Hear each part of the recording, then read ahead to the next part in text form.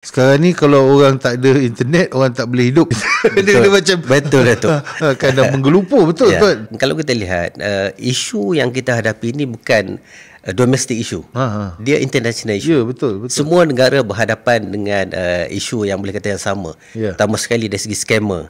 Kerana scammer ni kita pun tak tahu dia berada di mana. Ya. Dan peluang yang ada tu di seluruh negara. Ya. Dan mereka yang menjadi mangsa ni ataupun yang naif ni pun berada di mana-mana. Ya, betul. So oleh yang demikian kita nak kata tutup itu adalah satu penyelesaian yang orang kata yang paling baik. Tidak juga.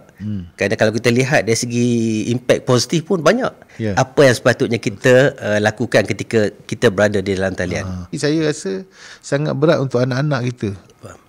So saya dengar MCMC telah memulakan satu inisiatif untuk membantu menjadikan tempat tu lebih selamat. Namanya adalah Kempen Internet Selamat. Kempen Internet Selamat. Mudah aja.